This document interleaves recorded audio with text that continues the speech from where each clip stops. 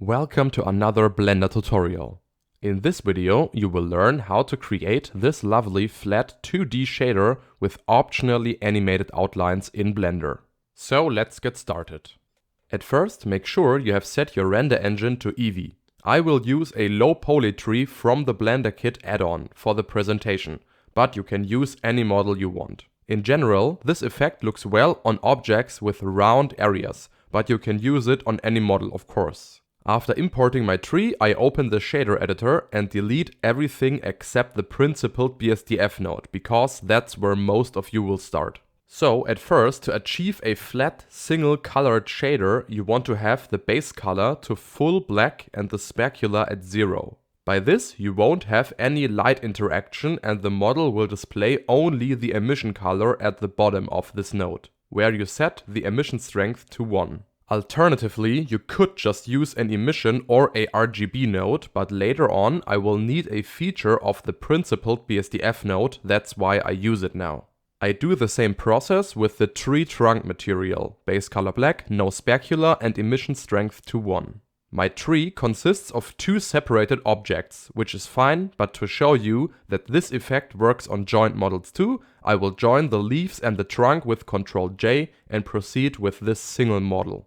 Now I have one model with two different materials. So now I need the material for the outlines. I just add another material slot to edit my outline material. This material is again just like the two before, but with black emission color. Of course, you could just connect nothing to the material output. This would be black as well, but I already set it up for the animated outlines later. Very important, on the outline material, you want to check the backface culling checkbox. This makes the inside surface of an object invisible. So you can now only see one side of the mesh, which is the outside. Now you could delete the outline material from this list because it's not needed here, but you can also just leave it in there. So now we will come to the geometry nodes of the outline, which is just a couple of nodes, so don't be scared. I just open another window for the geometry nodes editor and create a new group. At first, we need an extrude mesh node to extend all geometry by a small distance, for example 0.05. Uncheck the individual checkbox so that all faces stay connected. And here comes the trick. We use a flip faces node after to invert the direction of this new created surface. Now just use a set material node to give this new surface the desired outline material. And after that we use a join geometry node to bring back the original geometry beneath the outline hull. What you see now is the original material under a thin layer of that outline material, which is inverted. So the face normals are pointing inside. And because we have backface culling enabled on the outline shader, we can look through that layer and only see the back side of it. That's why you can see that black layer only on the rim of the object. With the offset scale slider in the extrude mesh node, you can select the thickness of that outline hull. To make the effect a bit smoother, you can add a subdivision surface modifier before the geometry nodes. Okay, so if this plain color style with a uniform outline is good enough for you, you're already finished now. We will proceed now with more diverse coloring and an animated outline. At first, add a mesh island node and connect the island index to the ID plug of a random value node. By this, we give every mesh island, which is a connected chunk of geometry, a random value between 0 and 1. Then connect the value to the output. Now you have to open the side menu with N or by clicking the little arrow in the top right hand corner. Under Group, select the value plug and write a variable for this value under default attribute.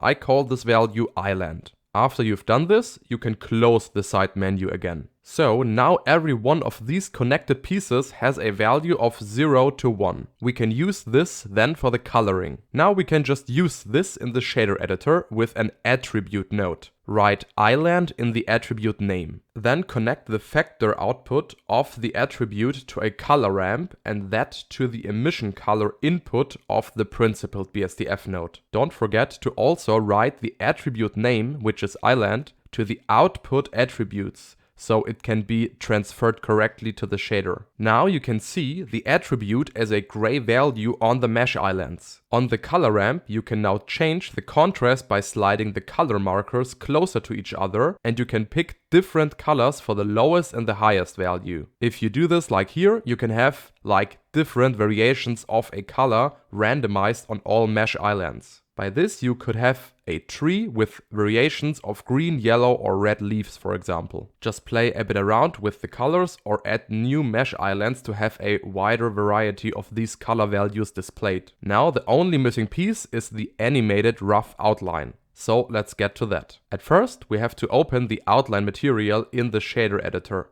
But when we do it like this, we will override the current selected material slot. So I will just add another material for the outline and edit it here. At first, we need to add a Voronoi texture and connect the distance output to the alpha of the principled BSDF node. For this effect, we need to enable the transparency in Eevee, so change the blend mode to alpha blend. I make the outline a bit thicker to see it better. In between, you can now add a color ramp and change it to constant to have a hard contrast. I would also switch the black and white side to make it look better, so white is left and black is right. Now we want to control the Voronoi pattern, so we have to add a texture coordinate and connect the object vector output to a mapping node. With the scale slider on the Voronoi texture, you can change the pattern size. Low values will have less changes, which are larger gaps, and higher values are many small holes, which can look like a crayon stroke, for example. Now we want to animate it. For this, we need a value node. Click in the value slider and type #frame. By this, it will always represent the current frame. So by playing the timeline, this number will increase rapidly. To slow it down, connect that value to a math divide node. I chose to divide my value by 12 because at 24 FPS, this will change twice every second. Now connect the math output to the location of the mapping node. The Voronoi pattern will just move constantly, which keeps the pattern on the lines changing. But this is too smooth and looks oddly flowing, so let's make it move more stuttery and rough. Slide another math node in between and set it to seal. This will round up the values, which now only change at the respective threshold. Now it's almost finished. I just want to add one more thing. You can randomize the pattern on every object so that they don't update all at the same time with the same pattern, which can look odd. I will duplicate the object to show it to you. Currently, they will have the exact same outline pattern. Add another math node between the divide and the seal, and then add an object info node and connect the random output to a math multiply node. I set the multiplier to 100 to amplify this effect. At last I connect that to the math add node I created before. And now you're finished with the whole effect. As you can see now, the outline patterns are different on these objects and also on any other object you will use this effect on. Now you can play around with some values to change it to your desire. Of course, you can also change the color of the outline with the emission color at the principled BSDF node in the outline material. Alright, at this point we're finally done with this effect. You can now create a small little scene with quite simple models and give it this lovely effect like out of a children's picture book. If you found this tutorial helpful, feel free to subscribe to my channel to never miss a lesson. Have fun creating and see you soon.